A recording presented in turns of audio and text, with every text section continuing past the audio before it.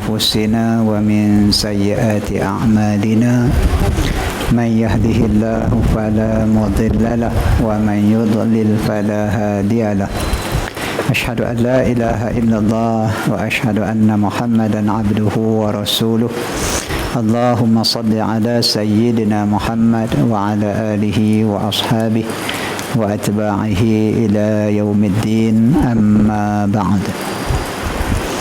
Muka surat 173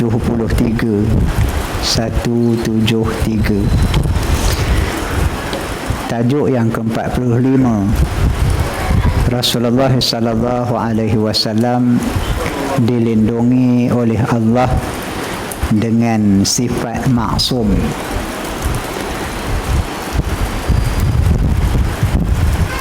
Kita ada macam-macam sifat, dan sifat-sifat yang Allah bagi dekat kita ni, kalau kita gunakan dia dengan cara yang elok,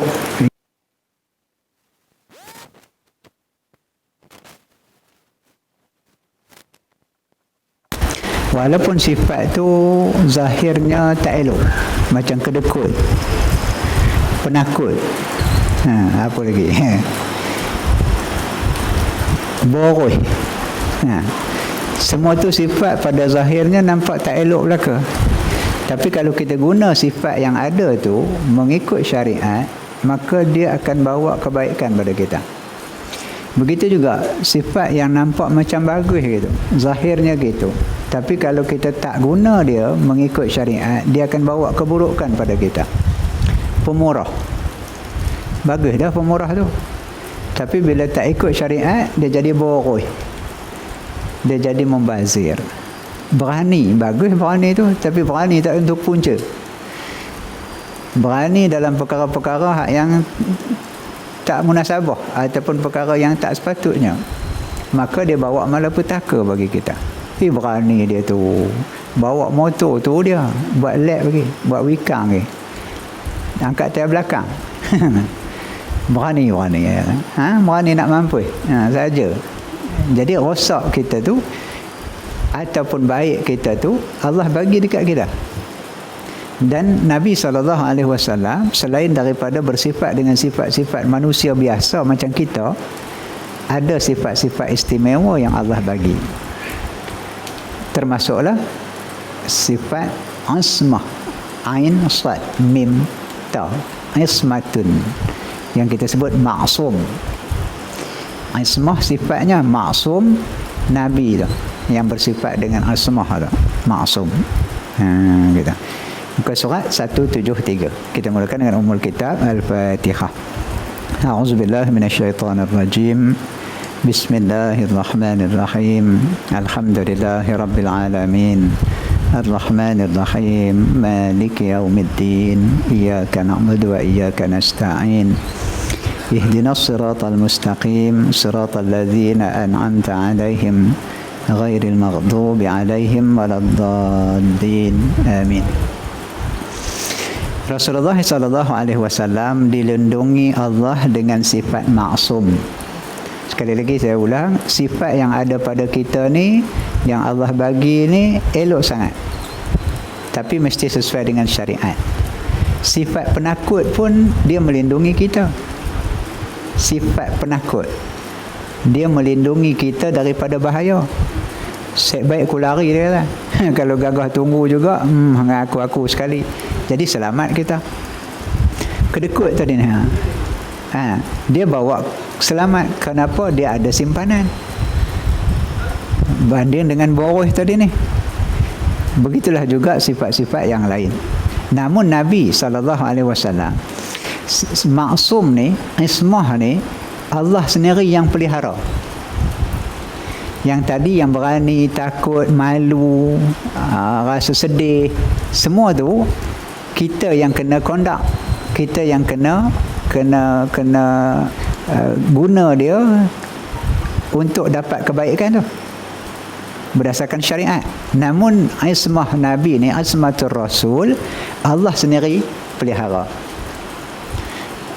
Dan Allah garanti bahawa Nabi Muhammad dipelihara daripada perkara yang mendatangkan keburukan kepada baginda.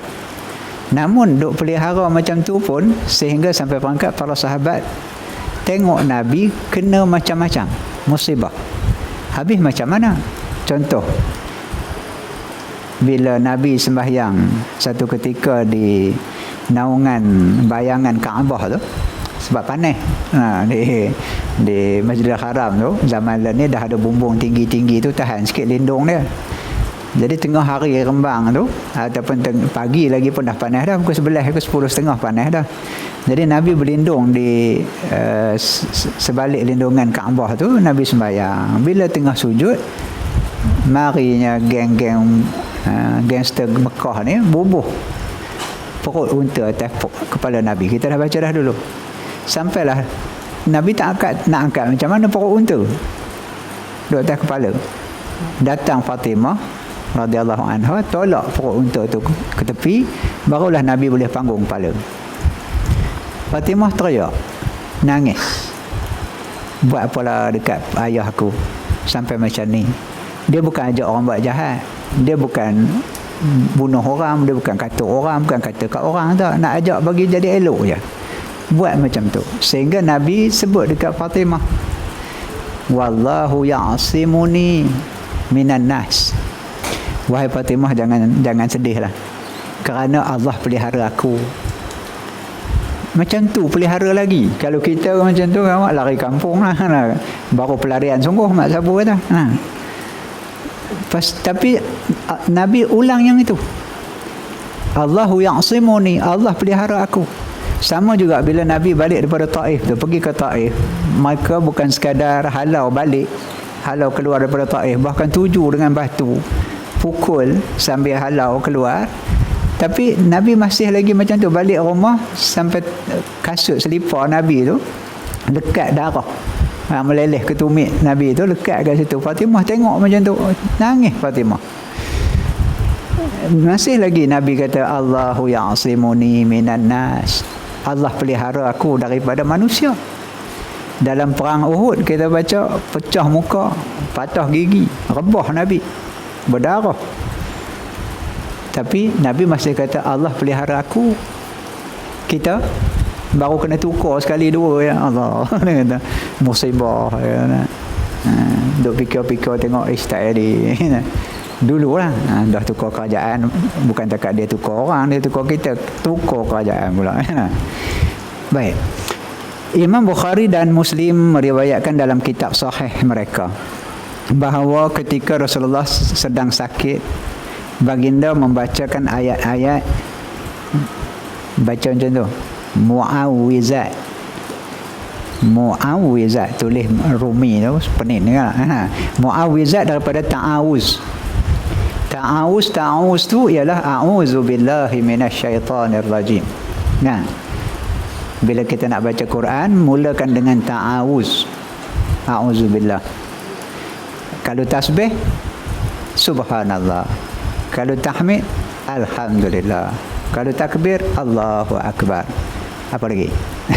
Apa pun dah. Jadi ta'awuz, a'udzu billahi minasyaitonir rajim. Basmalah, bismillahirrahmanirrahim. Gitu. Nah, lagi orang temu duga pergi tanya, cuba ta'awuz sikit Ustaz. Ta'awuz. Ta'awun tahu. Ta'awun politik tahu. Muafakat nasional. Baik. Nabi bacakan ayat-ayat mu'awwizat, berarti ayat-ayat pelindung. Ada ayat-ayat yang disebut sebagai muhlikat. Siapa tak bomo sini? Tak kita cakap lagi ni. Kita tak bomo kata hang bohong nak. Ada ayat-ayat yang menyerang. Menyerang siapa ni? Jin. Nak berobat orang apa gitu kan. Ada ayat-ayat yang kita berlindung, mohon perlindungan daripada Allah. Jadi ayat-ayat ni yang kita baca. Nah, Nabi baca macam tu, serta menghembuskan kepada kedua tapak tangannya, lalu menyapu ke seluruh tubuhnya dengan kedua tapak tangannya. Tapak tangan Nabi. Nabi bacakan ayat, tiup dekat dekat tapak tangan, sapu seluruh tubuh badan. Tu yang ada orang lepas sembahyang tu doa-doa pergi tepuk-tepuk belakang, sakit tulang belakang. Hak lain okey belakang ya. Pinggang masalah. Tepuk kepala lutut apa kan. Jaga tepuk-tepuk tu nanti kata Syiah pula. Lepas duk tahiyat duk tepuk paha pula. Dan Nabi buat gitu. Jadi kita nak ambil warid, nak ambil tiru apa yang Nabi buat, tirulah. Sama dengan Tok Bomo duk puih kan. Kita belajar dalam bab mimpi. Bahrul Mazi jilid 16. Baru masih 22 jilid tu. Tuan-tuan dah sampai berapa dah jilid? Satu jilid. Saya biasa baca satu jilid sebulan sekali. Rasa 6 tahun 7 tahun baru habis. Cara ngajar lah kalau baca laju lain macam lah. Jadi agak-agak 22 jilid tu ingat kena mati dulu lah, hidup balik. Sambung kalau sebulan sekali. Jadi tuan-tuan bacalah. Jadi dalam jilid 16 tu disebutkan tentang mimpi. Mimpi ni ada 3 kata Nabi. Tu panjang lah. Saya nak sebutkan bila kita mimpi yang datangnya daripada syaitan, mimpi yang menakutkan, mimpi yang menyedihkan, mimpi yang gitu gini, maka terjaga daripada mimpi, maka paling kanan paling kiri tu bangun dan ludah ke sebelah kiri. Jaga jangan ludah banyak sangat. Covid kena orang sebelah apa nah ludah dengan maksud ludah isyarat macam Tok Bomo tu lah. Kalau banyak sangat habis sirih lah. Air sirih tu habis. Jadi Nabi buat gitu dan Nabi suruh buat macam tu. Dan ucap ta'awuz, mohon perlindungan daripada Allah, mohon kepada Allah daripada kejahatan-kejahatan, keburukan. Gitu. Jadi macam ni. Ni tu Nak Aziz ni dia bawa mari kitab yang macam ni. Kalau tuan-tuan dengar sendiri kuliah dia. Yang ini dia karang dalam bentuk satu-satu tajuk gitu. Dan kuliah asalnya daripada Sirah Ibn Hisham, dan juga dia bacakan Sirah Sa'id Ramadan Al-Buti Sirah tu yang Arab. Bulan lepas saya sebut saya cari-cari yang Arab tak jumpa. Lepas tu cari-cari lagi jumpa. Nak tengok Ahmad Sabu kata pelarian tu. Jilid yang ketiga. Nabi sebut aku diusir. Ketika aku diusir, kamulah wahai muhajirin, wahai ansar yang menerima aku. Tak timbul pelarian tu ke arut kau. Baik. Serta menghembuskan kepada kedua tapak tangan baginda dan menyapu ke seluruh tubuh badan dengan dua tapak tangan tadi. Tuan-tuan nak amalkan, buatlah. Kenapa kita belajar hadis ni? Perbuatan Nabi dikira hadis. Baik. Lepas tu nak baca apa? Yang kata muawwizat ta'awuz tadi ni nak baca apa? Ia dilakukan sebagai suatu kaedah untuk memohon perlindungan kepada Allah daripada segala perkara yang negatif, termasuk COVID tu lah. Terutamanya daripada perbuatan sihir yang sering dilakukan oleh masyarakat jahiliyah, khususnya puak Yahudi.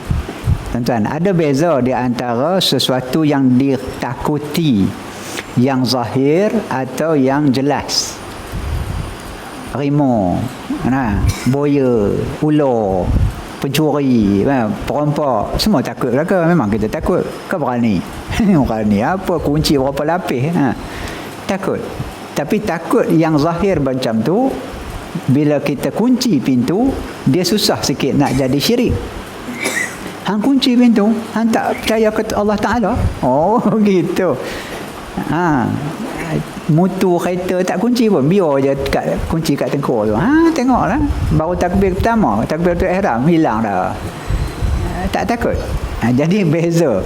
Yang duk bincang ni tentang apa? Tentang sihir. Yang mari kita tak sedar, tak nampak. Kalau yang virus-virus tu walaupun tak nampak tapi masih lagi dengan pembesaran 10,000 kali ganda tu, dia besar tu macam bola matahari je. Nampak? Tapi sihir ni jenis teropong. Tak jumpa. Bila tak ada macam tu, dia mudah sangat bawa kita kepada syirik. Kerana sesuatu yang tak nampak ni kita kaitkan dia bermanfaat dan mudarat dengan sendiri. Gitu. Dia mudah sangat pergi ke situ. Yang itu yang rosaknya. Tapi kalau makan Panadol, kita tak kata dia sembuh dengan sendiri. Makan Panadol, aku makan berapa papan dah, tak habis-habis, tak baik-baik juga, tak lega-lega juga, tak ada kebah juga. Saya ingat tu Roni Aziz dulu, masa dia belum jadi menteri besar pun, selalu program-program di Taman Melewah tu, biasanya dia datang awal. Bila program tu petang ataupun malam, pagi sampai dah. Tidur kat Taman Melewah. Kita tengok orang tua mana ni, botak-botak ni duduk sini tengok. Oh, Tok Guru. Hamba letih sikit dalam. Tolong beli Panadol sepapan. Sepapan beli Panadol. Saya kata lah, loh, saya tak biasa makan Panadol ni. Hamba kena Panadol. Sampai sepapan beli. Makan macam mana tak tahulah. Tapi berubat tak? Berubat. Tak ada pula pakai Fatihah, Al-Fatihah, selesai. Pasal apa? Perkara yang zahir itu, dia ada kaedah yang kata likulli syai'in sababa ni, fa'atba'ahu sababa.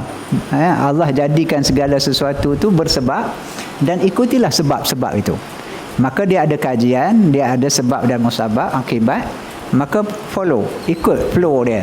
Kalau tak begini kena ada banyak nutrien, banyak gula potong kaki kena banyak garam, kena begitu gini, kurang itu, kurang ini, maka ikut. Namun masih lagi kita pegang bahawa apapun ikhtiar kita itu, apapun sebab-sebab itu, musababnya ataupun kesannya di tangan Allah. Itu lebih mudah. Kita buh baja macam mana pun masih bismillahirrahmanirrahim. Lepas tu nak pusing keliling pokok, buh baja dekat pokok sawit, nak pusing ikut jam ke lawan jam ke, udah fikir pula kok mana. Oh, ikut tawaf lah. Tawaf macam mana pula tak tahu. Ikut, buatlah apa pun. Tapi kalau benda yang boleh dibuat kajian dan ada saintifiknya ataupun secara berdalil ataupun terbukti dari sudut pengajiannya, kajiannya, dapatannya, penemuannya, ikutlah. Duk sanggah buat apa? Sebab alam ni Allah atur mengikut kaedah. Gitu. Baik, yang tak ikut kaedah ni yang masalah. Melibatkan ni contohnya yang dikatakan sebagai sihir, terutama daripada perbuatan sihir yang sering dilakukan oleh masyarakat jahiliyah, khususnya puak Yahudi. Orang Melayu pun ada juga. Jadi apakah kita terlepas? Mungkin kita pun termasuk sama dalam orang yang terkena. Katanya macam-macam lah, hak yang nak sudi orang, ataupun hak orang yang nak putih ubat, ataupun nak putih pengajian, nak kena try dulu beberapa orang, nanya buat apalah macam tu. Macam mereka nak try peluru, tembak orang tu, bagi kat Israel, bagi dekat Arab Saudi, tembak di Yaman lah, apa di Libya, pasal nak test peluru baru. Ayat-ayat ta'awuz atau mu'awwizat ialah firman Allah yang bermula dengan qul a'udzu birabb. Aku berlindung dengan Rabb. Rabb tu Tuhan. Tuhan mana? Tuhan Allah Ta'ala yang maha mencipta, yang menjadikan, yang memiliki, yang mentadbir. Itu Rabb. Alhamdulillahi Rabbil Alamin. Dia yang mentadbir alam, dia yang cipta alam, dia punya alam ni, Allah Ta'ala.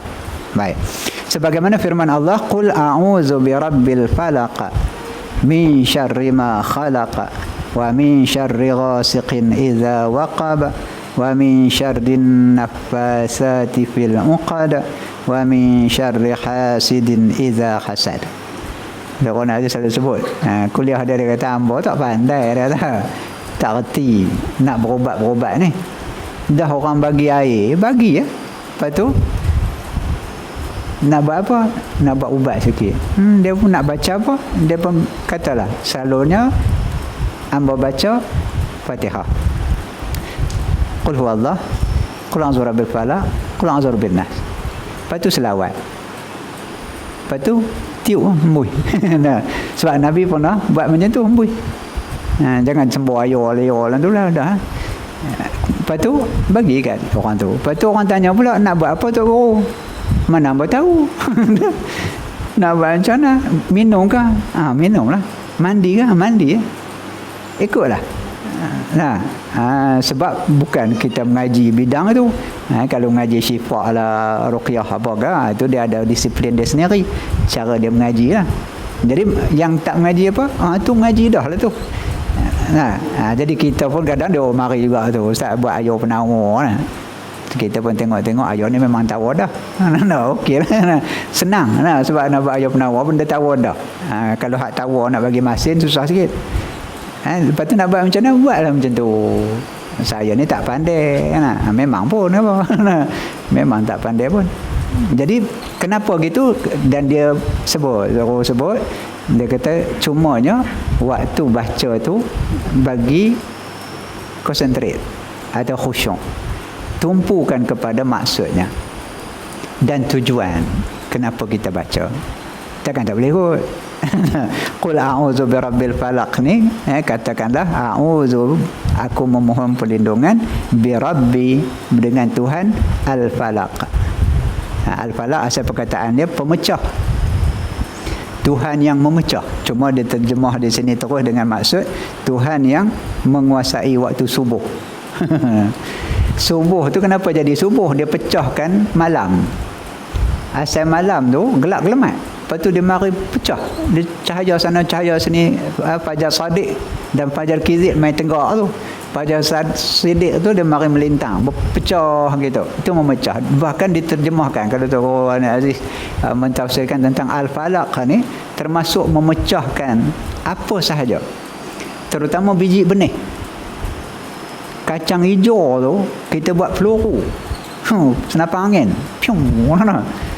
Kena pokok pisang tembus. Kita gigit patah gigi. Punya keras. Tapi kita bubuh kat tempat lembab. Malam ni gundi ke kapet ke basahkan tu, tabur itu. Besok pagi toge. Hak yang keras begitu tu Allah pecahkan dia. Dengan air sikit, lepas tu ada udara, lepas tu kalau kena matahari hijau. Kalau tidak toge. Tak kena cahaya matahari, kuning, putih. Siapa yang pecahkan? Allah yang Rabb tadi. Allah yang didik dan Allah yang takbir sehingga yang keras macam tu.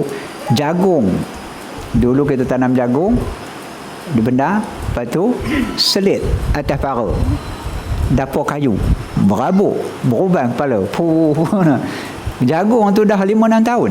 Keras lah. Tikus gigit pun patah gigi. Tapi kita ambil, rendam, sehari besok kita tanam, lusa tengok tumbuh.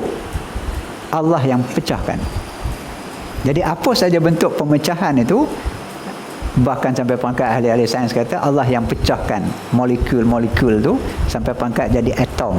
Yang paling kecil, zarah dia panggil.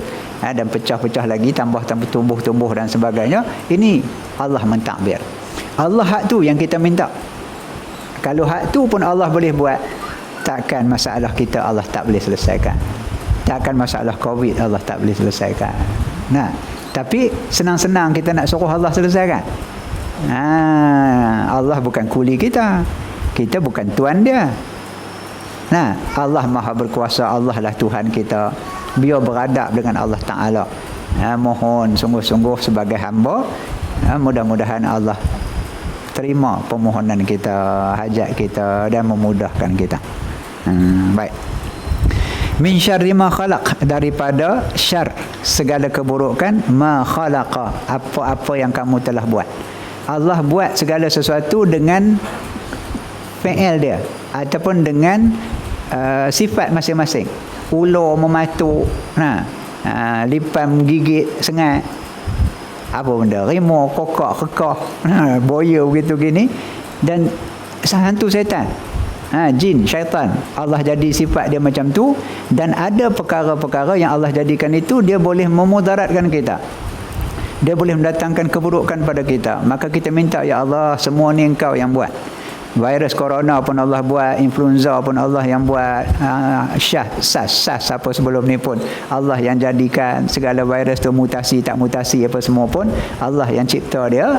Maka mohon ya Allah, Engkau yang cipta semua ni, mohonlah kami dilindungi daripada keburukan-keburukan ini. Jadi waktu baca tu bagi khusyuk macam tu, mohon sungguh pada Allah, ya, mudah-mudahan Allah beri keberkatannya, kebaikannya. Baik.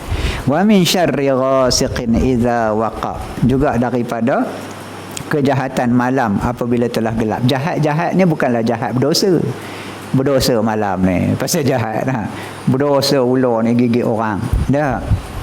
Kejahatan ni maksudnya keburukan. Hak yang buruk tu kira jahat belaka. Itu yang timbul bincang tentang qada dan qadar tu, disebut wa tu'mina bil qadari khairihi wa syarrihi, dan beriman dengan qada dan qadar. Qadar takdir yang baiknya dan juga yang buruknya. Baik dan buruk.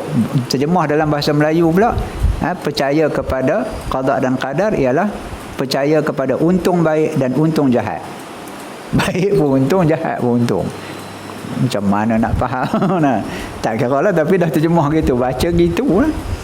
Maksudnya untung jahat tu, kalaupun dianya buruk yang kita temui, aksiden, sakit, semua buruk belaka, tetapi semuanya tu kita beriman bahawa dianya dari Allah.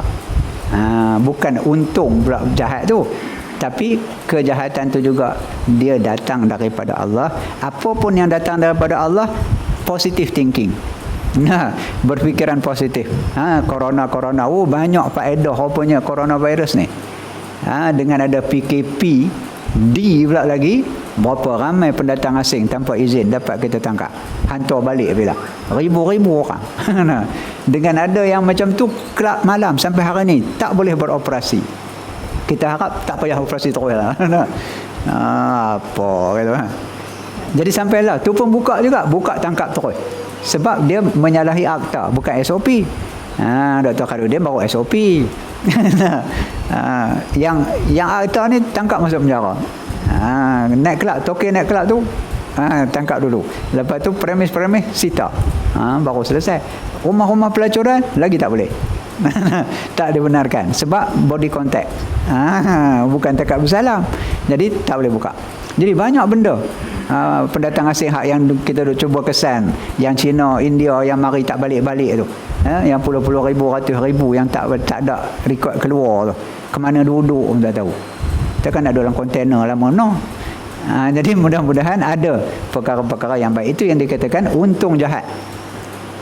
Kalau itulah yang disebutkan dalam kitab-kitab Jawi tu. Namun yang lebih tepat ialah qadar takdir Allah, sama ada dia yang kita suka ataupun yang kita tak suka, ataupun yang kita hendak dan yang kita tak hendak, semuanya itu daripada Allah Ta'ala. Baik. Termasuklah malam. Malam kenapa dikatakan jahat? Keburukan. Kenapa kata malam ni buruk? Kerana malam dah banyak maksiat berlaku. Rompak, curi, ragut siang. Pasal ragut malam tak nampak.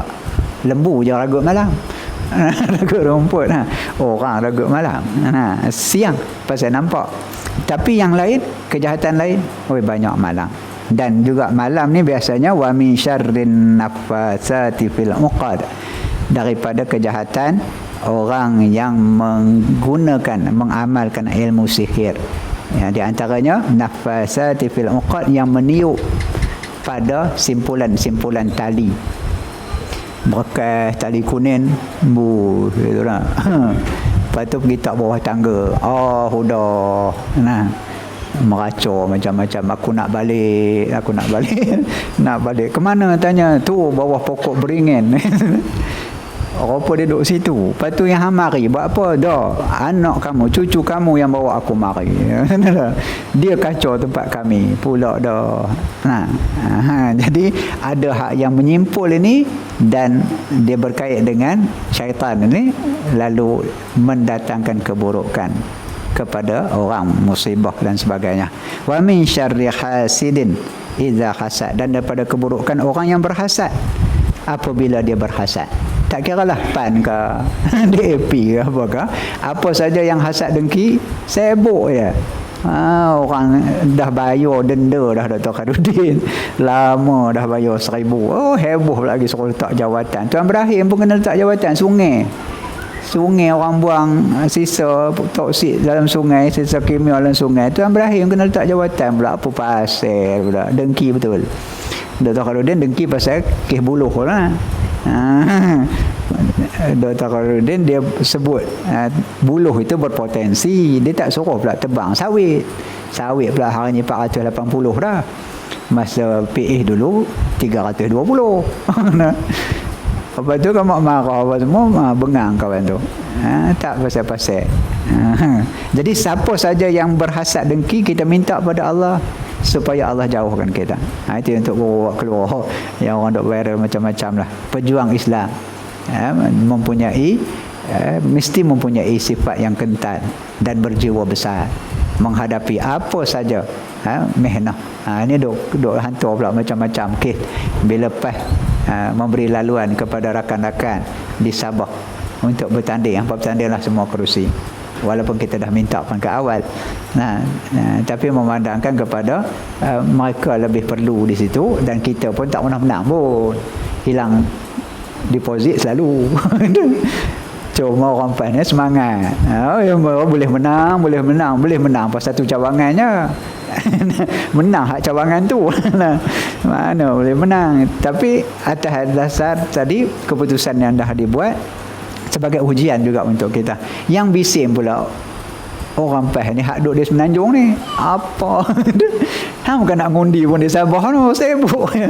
Udahlah, duk tengok WhatsApp sangat, duk tengok mesej-mesej Malaysia kini lah apa semua ni, orang duk tibai macam-macam. Kata presiden kalau batal wuduk lah apa semua gitu gini, kena lari. Pasal apa macam tu? Kita yang sibuk duk sini, bukan nak bertanding parlimen, DUN. Jadi kalau nak bincang pun hak PAS di Sabah tu lah. Mereka bolehlah bincang, adalah point. Kita nak point tentang penama. Jadi kita walau gitu. Sebelum pemimpin buat keputusan, kita dah setuju. PAS ni macam tu. Tanya ni, saya nak tanya sikit ni, setuju ke tak? Setuju. Tak habar lagi apa benda, setuju dah. Kita tak ada masalah. Sebab kita bukan ada kepentingan apa. Dan kepentingan parti ni kita letak kepada pimpinan yang bijaksana. Kalau tak bijaksana, dia tak boleh duduk tahun tu. Kalau tidak, kita lah bijaksana. Nanti jadi kecawangan pun lari mesyuarat agung.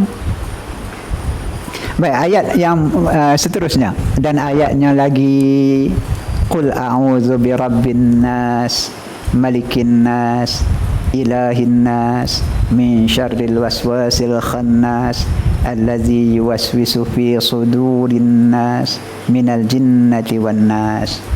Jaga tuan. Malikin nas tu dia tak panjang. Bukan maliki yaumiddin. Kalau Fatihah ni alhamdulillah rabbil alamin arrahmanir rahim, maliki yaumiddin. Panjang, boleh baca pendek, maliki yaumiddin.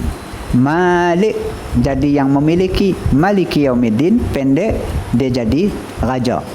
Raja hari agama pun boleh, tuan punya milik hari agama pun boleh. Itu dalam Fatihah. Surah An-Nas tak boleh panjang.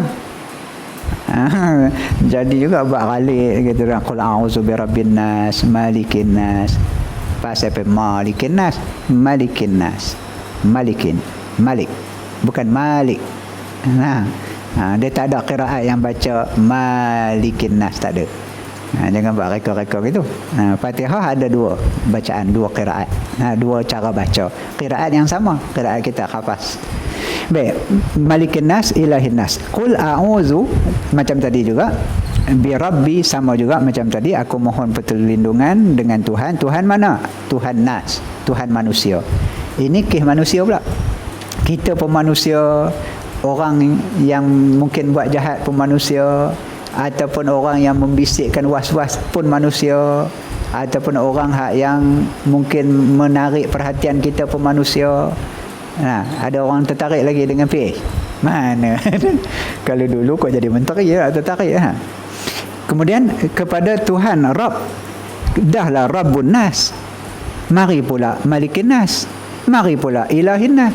Sampai 3 sekali bubuh dekat manusia ni. Rabb berarti Tuhan yang mencipta, memiliki dan mentadbir manusia. Allah yang cipta manusia mula daripada Adam, kullukum min Adam wa Adam min turab. Itu daripada awal.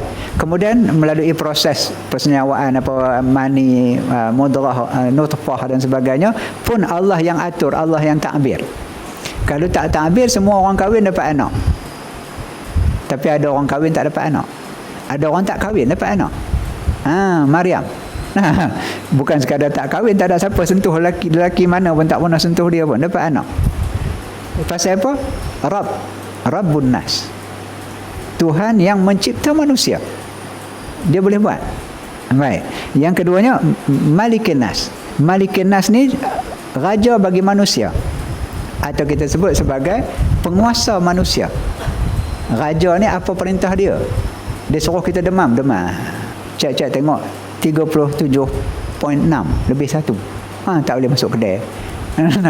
Dia yang buat kita macam apa yang dia nak. Sebab dia Malikin Nas, sebab dia raja bagi manusia ni. Ilahin Nas, ilah pula. Ini dia panggil tauhid uluhiyah. Tadi Rabb, tauhid rububiyah. Malik tu tak ada tauhid malikiyah, tak ada. Ada mereka tentu. Ilah ni tauhid uluhiyah. Ada pula sebut uluhiyah rububiyah ni, mari pula ni Wahabi pula dia. Kacau juga. Kata bila apa pun. Tetapi ada ilahin nas, berarti Tuhan manusia, Tuhan yang disembah, Tuhan yang ditaati dan Tuhan yang dipohon segala permohonan. Itu ilah. Pembahagiannya macam tu. Tapi Allah tu juga, yang Rabb tadi pun Allah itulah, yang ilah pun Allah itulah, yang Malik tadi pun Allah itulah. Cuma nak bagi faham. Sebab apa? Sebab Allah sebut gitu. Sebab tu kita baca Bismillahi Rabbil Alamin. Kita tak baca Bismi Rabbi Ilahil Alamin. Boleh tak? Pasal apa tak boleh? Boleh lah, tapi kalau ayat Quran tak boleh lah, buat terbalik. Kalau kita nak buat bahasa Arab, okey, dengan nama Allah yang disembah, Tuhan yang mentadbir alam, okey, Alhamdulillah Rabbil Alamin. Tapi buat terbalik, dengan nama Allah yang mentadbir alam, Tuhan yang disembah. Apa salahnya? Tapi bila ayat Quran, nak baca ayat Quran, mesti ikut ayat Quran tu. Macam kita baca iyyaka na'budu wa iyyaka nasta'in. Kita nak tukar bahasa dia. Kalau bukan ayat Quran, bolehlah. Na'budu iyyaka wa nasta'in iyyaka. Kita nak cakap Arab macam tu, boleh tapi bila dia uslub Al-Quran ni, dia berbeza dengan sastra dan sebagainya. Baik. Jadi ketiga-tiga ciri ketuhanan itu kita sebut. Allah sebut dalam ayat ni, kita pun baca qul a'udzu bi rabbin nas. Dan kalau nak ulang, qul a'udzu bi malikin nas, qul a'udzu bi ilahin nas. Tapi tak boleh baca macam tu sebab ayat Quran. Kalau nak ditakdirkan, memang macam tu. Min syarril waswasil khannas, bisik daripada apa? Daripada waswas al-khannas. Khannas ni selalu disebut sebagai syaitan. Ditulis di sini syaitan yang biasa bersembunyi.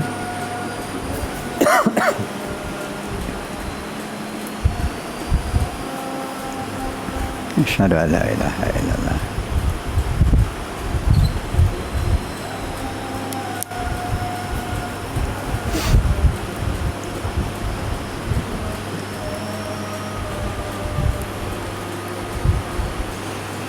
Asyhadu an la ilaha.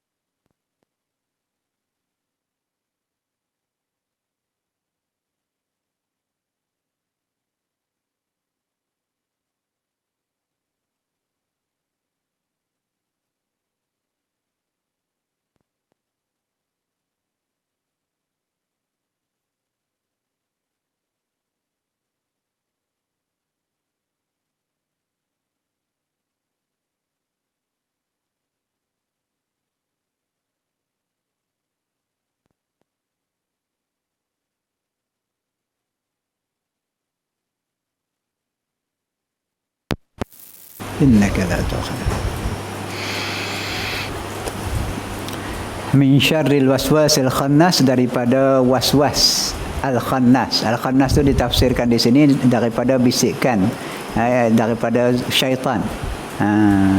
Allazi yuwaswis, yang membisik-bisikkan fi sudurin nas, dalam kepada diri dada manusia.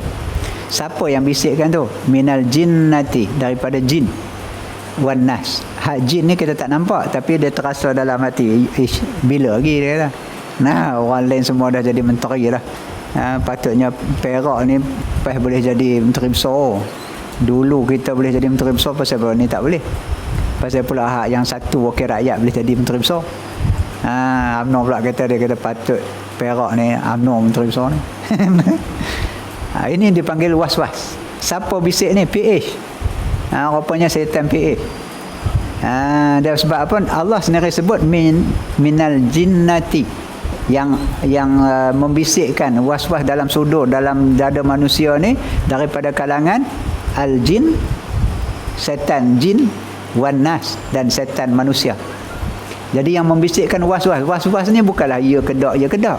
Was-was ni berarti untuk mengikis kekukuhan pegangan kita, mengikis keutuhan perjuangan kita yang betul. Mula bisik daripada awal dulu lagi, masa geng PAN dulu duduk dalam PAS lagi. Tok Guru Nak Aziz pun dia bukan maksum. Gitu.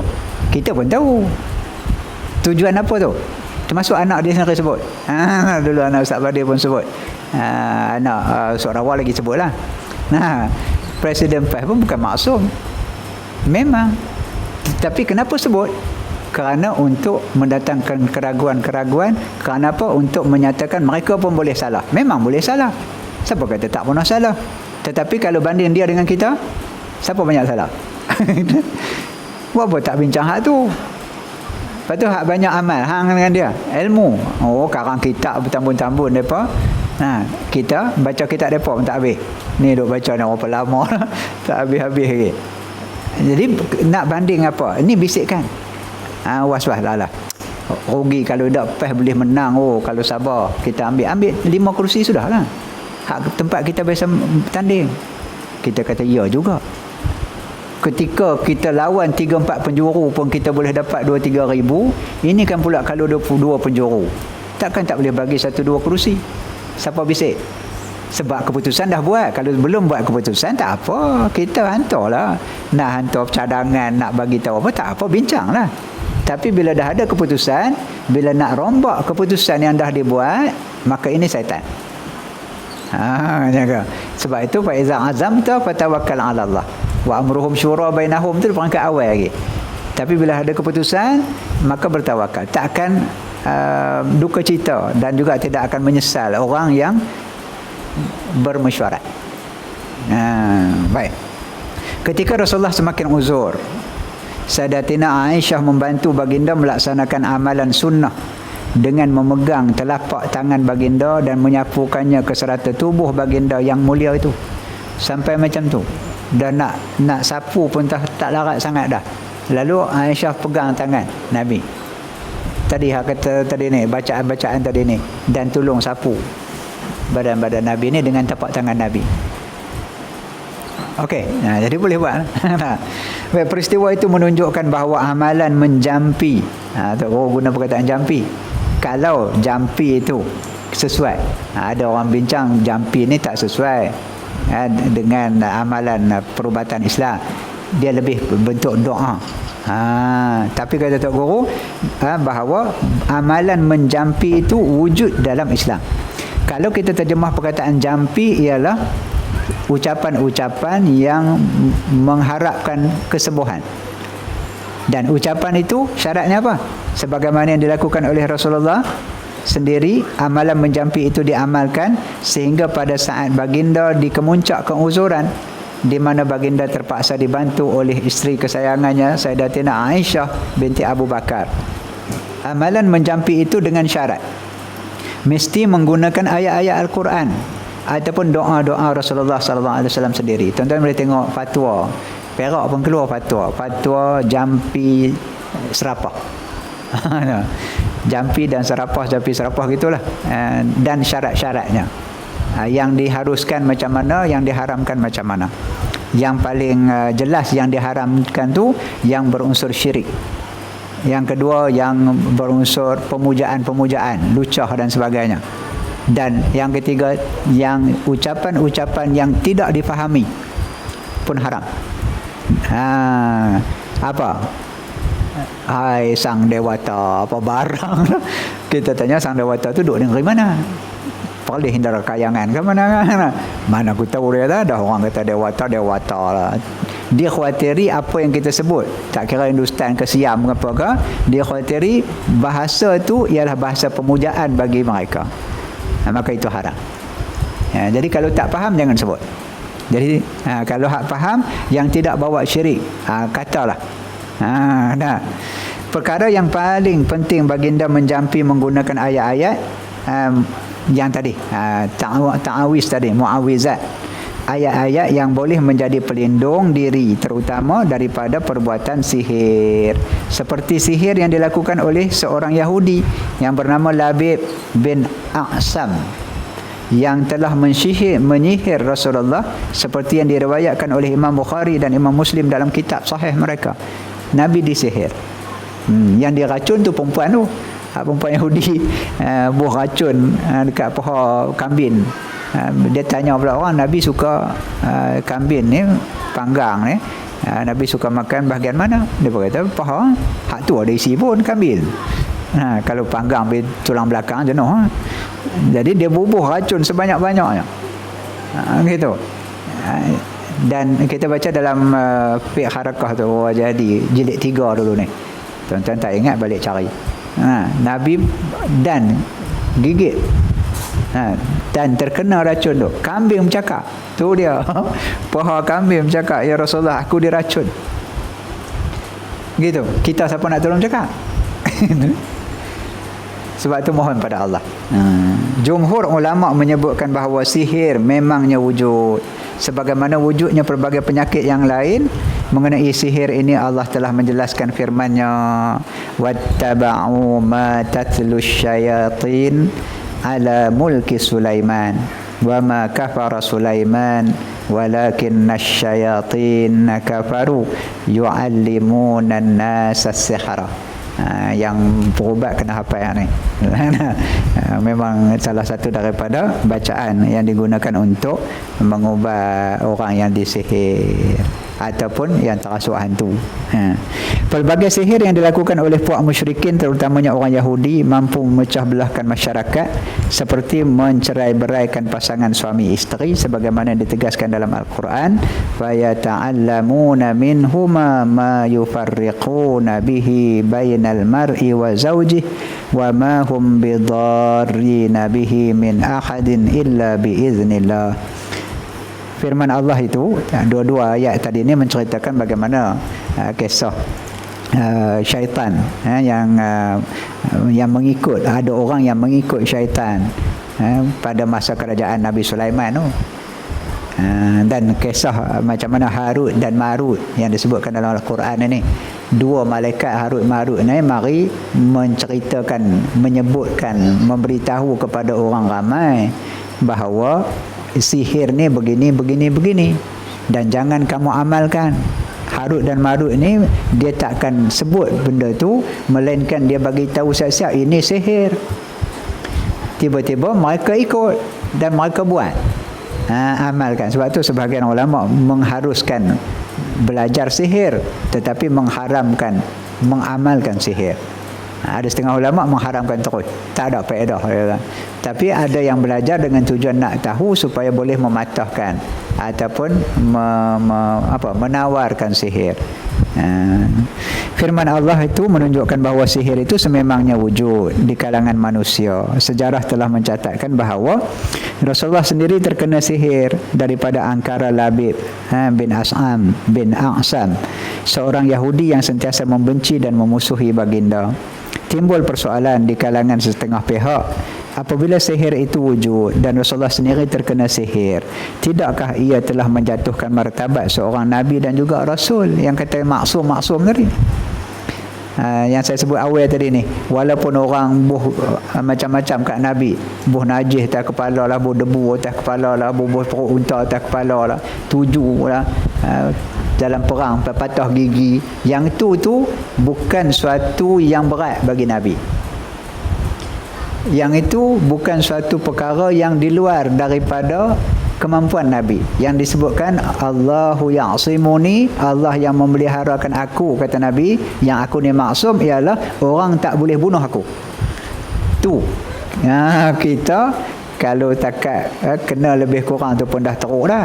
Nabi yakin bahawa orang takkan bunuh Nabi, sehinggalah selesai Allah turunkan segala wahyu. Itu kepercayaan ataupun keyakinan Nabi yang bersifat maksum tu macam tu. Tak ada pula selepas daripada ketika peristiwa hijrah orang bunuh Nabi, maka Nabi wafat, mati. Tergantung gitu saja ajaran Islam. Tak macam tu. Tak macam Nabi Isa. Nabi Isa bila dah sampai pangkat nak bunuh, Allah angkat Nabi Isa. Maka Nabi Isa ajarannya terhenti dekat tu ya. Nabi Muhammad tak macam tu. Itu maksud maksum. Kalau takat kena pukul, kena ejek, dimaki hamun, termasuk kena sihir, itu masih lagi dalam lingkungan dalam maksum, masih terpelihara. Perlu difahami meskipun Muhammad sallallahu alaihi wasallam itu seorang nabi dan rasul, namun baginda juga seorang manusia sebagaimana manusia lain. Sihir dan sakit yang menimpa baginda, ia tidak akan sekali-kali menjejaskan martabat kenabian. Rasulullah terkena sihir sebagaimana peristiwa baginda terjerlus ke dalam lubang perangkap yang dibuat oleh musuh semasa perang Uhud. Yang zahir pun kena, hak yang tak nampak tu pun Nabi kena. Sebab apa? Nabi seorang manusia. Sebagai pengajaran untuk kita, jangan rasa tok guru tak kena. Dulu Ustaz Fadil dulu jenuh berubat, kata jahat puak ni. Siapa dia tu lah. Meskipun peristiwa terjelus itu mengakibatkan kecederaan patah gigi, peristiwa tersebut adalah dalam lingkungan lumrah sebagai insan kerana baginda bukanlah malaikat. Kemungkinan Allah sengaja memberikan pengalaman terjeruh ataupun jatuh bila dilempar dengan batu tu dan terkena sihir ke atas Rasulullah untuk menjadi iktibar kepada umat baginda setelah baginda wafat. Jika umatnya terkena musibah, maka mereka tidak boleh merasa kecewa. Usahkan dirinya sebagai manusia biasa, sedangkan baginda sebagai Nabi Allah dan kekasihnya juga terkena musibah. Timbul kemusykilan setengah pihak sekiranya Nabi terkena sihir, berarti ada percakapan baginda dalam keadaan lupa. Ni orientalis dia cari peluang dia. Dia cari tengok, dia boleh tahu pula orang balik daripada Turki berapa hari bulan, masuk dewan berapa hari bulan. Boleh kira satu persatu. Cukup cekak. Abuan nak cari salah ni. Jadi adakah Nabi ketika terima wahyu atau ketika dia bercakap dia meracau? Pasal dia ketika kena sihir dia tak sedar. Dia bawa mari ni harakatul tashkik, gerakan untuk meragukan ini, dia sentiasa datang.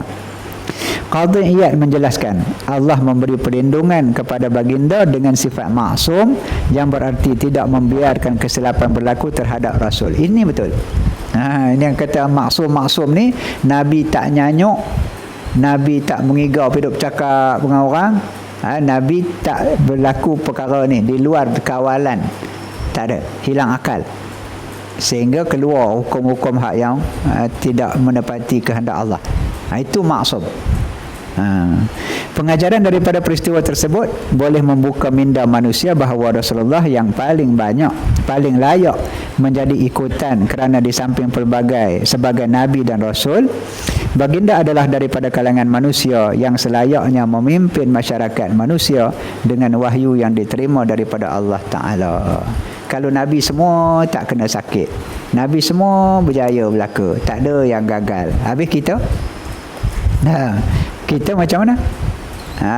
Sebab itu ada Nabi ketikanya kalah perang, ketikanya sakit, ketika sampai kena racun, ada ketika sampai pangkat kena sihir. Nak ajar kita bahawa Nabi lah ikutan kita. Jadi Nabi bila sakit buat macam mana? Nabi bila kalah buat macam mana? Nabi bila dalam keadaan menang pula macam mana? Bila kita sihat macam mana pula? Untuk jadi ikutan kita. Wallahu alam. Nanti ada sambungan lagi menjampi dengan Al-Quran. Wallahu alam. Ada soalan?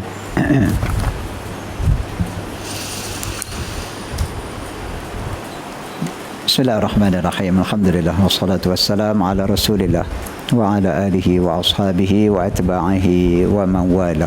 Allahumma arina al-haqqa haqqan warzuqna ittiba'ah wa arina al-batila batilan warzuqna ijtinabah.